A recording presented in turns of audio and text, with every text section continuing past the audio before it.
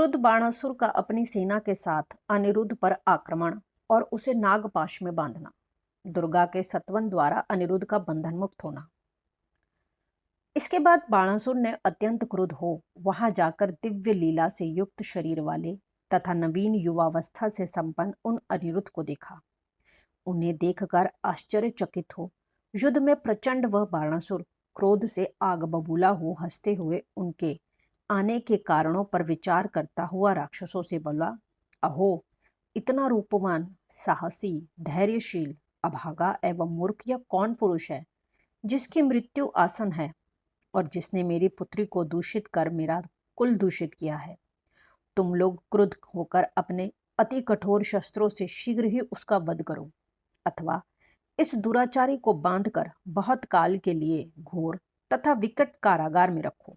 मालूम नहीं कि निर्भीक एवं महापराक्रमी यह कौन है।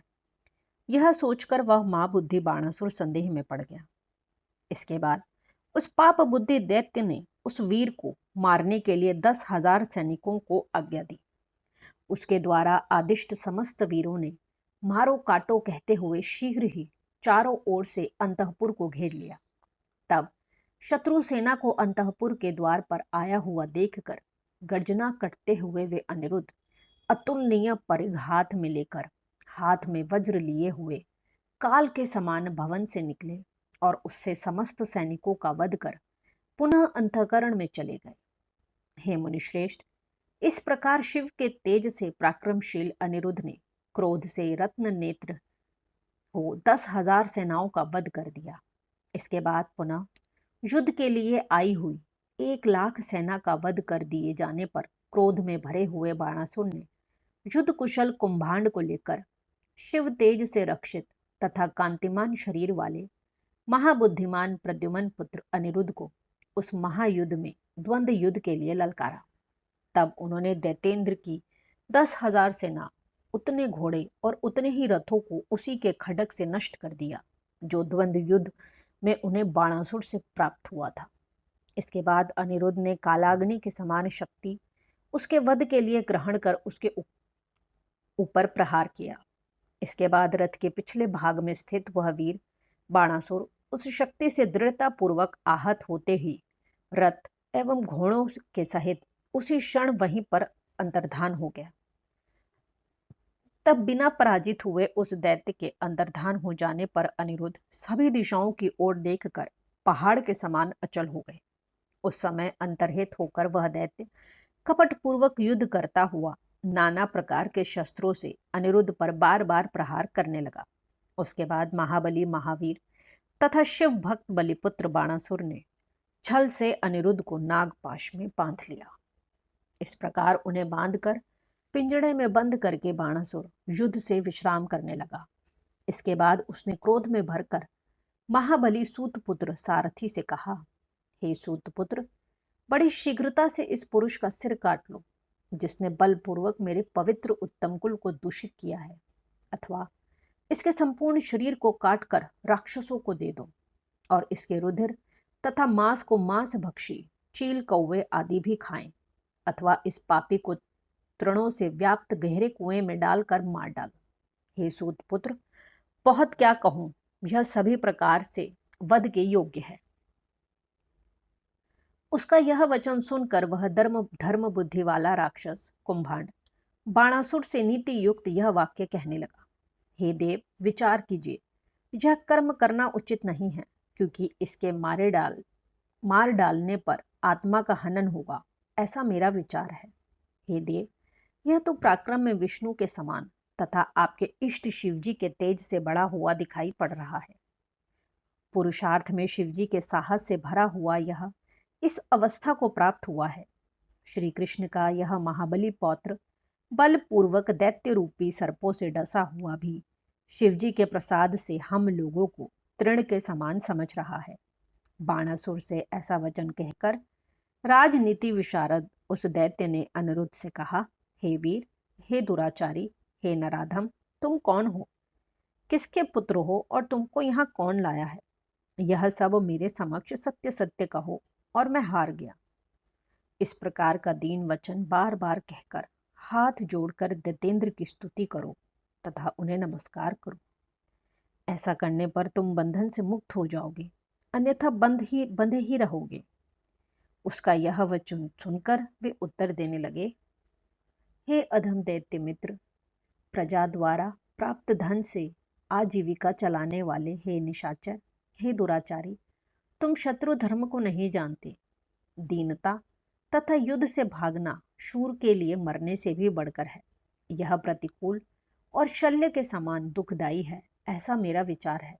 वीर तथा मानी क्षत्रिय के लिए संग्राम में सम्मुख होकर मृत्यु को प्राप्त हो जाना श्रेयस्कर है, किंतु दीन की भांति हाथ जोड़कर भूमि पर रहना श्रेष्ठ नहीं है। इस प्रकार के वीरतापूर्वक अनेक वाक्य अनिरुद्ध ने उस दैत्य से कहे। यह सुनकर बाणासुर सहित वह कुंभांड आश्चर्यचकित हुआ और क्रोधित हो उठा। उसी समय सभी वीरों, अनिरुद्ध तथा मंत्री को सुनाते हुए उस बाणासुर को समझाने के लिए आकाशवाणी हुई। हे महावीर, हे बाणासुर, हे सुमते, हे शिव भक्त, तुम बलि के पुत्र हो। तुम्हारे लिए क्रोध करना उचित नहीं है। इस पर जरा विचार करो। शिव जी सबके ईश्वर, कर्मों के साक्षी तथा परमेश्वर हैं। यह चराचर जगत उन्हीं के अधीन है। वे ही सत्वगुणी, रजोगुणी और तमोगुणी होकर ब्रह्मा, विष्णु तथा शिव रूप से इस जगत के कर्ता, पालक तथा संकारक हैं। वे सबके अंतर्यामी, स्वामी, सबके प्रेरक, सबसे परे, निर्विकार, अविनाशी, नित्य माया के अधिपति तथा निर्गुण हैं। हे बलि के श्रेष्ठ पुत्र, उनकी इच्छा से निर्बल को भी बलवान जानना चाहिए। हे महामते, ऐसा मन में जानकर सावधान हो जाओ। अभिमान का नाश करने वाले, भक्तों का पालन करने वाले तथा नाना प्रकार की लीला करने में निपुण भगवान सदाशिव अभी तुम्हारा अभिमान नष्ट करेंगे। हे महामुने, ऐसा कहकर आकाशवाणी शांत हो गई और बाणासुर ने उसके वचन के अनुसार अनिरुद्ध को नहीं मारा, किंतु अपने अंतःपुर में जाकर उस प्रतिकूल बुद्धि वाले ने उत्तम रस का पान किया और वह उस वचन को भूल गया तथा विहार करने लगा। उसके बाद भयंकर विष वाले नागों से बंधे हुए तथा प्रिया के बिना अतृप्त चित्त वाले अनिरुद्ध ने उसी क्षण दुर्गा देवी का स्मरण किया। अनिरुद्ध बोले, हे शरण्य, हे देवी, हे यशोदे, हे चंडरोषिणी, मैं बंधा हूँ तथा सर्पों से भस्म हो रहा हूँ। आप आइए और मेरी रक्षा कीजिए। हे शिव भक्ते, हे शिवे, हे महादेवी, आप सृष्टि, स्थिति तथा प्रलय करने वाली हैं। आपके अतिरिक्त कोई भी रक्षा करने वाला नहीं है, अतः आप मेरी रक्षा कीजिए। उनके द्वारा इस प्रकार की स्तुति किए जाने पर निखरे हुए काजल के समान वर्ण वाली काली जी ज्येष्ठ मास के कृष्ण पक्ष की चतुर्दशी को महानिशा में प्रकट हुई। उन्होंने अपनी विशाल मुष्टि के प्रहार से उस पिंजरे को तोड़ दिया तथा उन भयानक सर्परूपी बाणों को भस्म कर अनिरुद्ध को बंधन मुक्त करके उन्हें पुनः अंतःपुर में प्रविष्ट कराने के पश्चात दुर्गा वहीं पर अंतर्धान हो गई। हे मुनीश्वर, इस प्रकार शिव शक्ति रूपा देवी की कृपा से अनिरुद्ध दुख से निवृत्त हो गए और व्यथा रहित होकर सुखी हो गए। तब शिव शक्ति के प्रभाव से विजय प्राप्त कर तथा बाण पुत्री अपनी प्रिया को प्राप्त कर अनिरुद्ध आनंदित हो गए। इसके बाद मद्यपान करके लाल नेत्रों वाले वे अनिरुद्ध अपनी प्रिया उस बाणासुर की कन्या के साथ सुखी होकर पूर्व की भांति विहार करने लगे। इस प्रकार श्री शिव महापुराण के अंतर्गत द्वितीय रुद्र संहिता के पंचम युद्ध खंड में उषा चरित्र में अनिरुद्ध उषा विहार वर्णन नामक 53वां अध्याय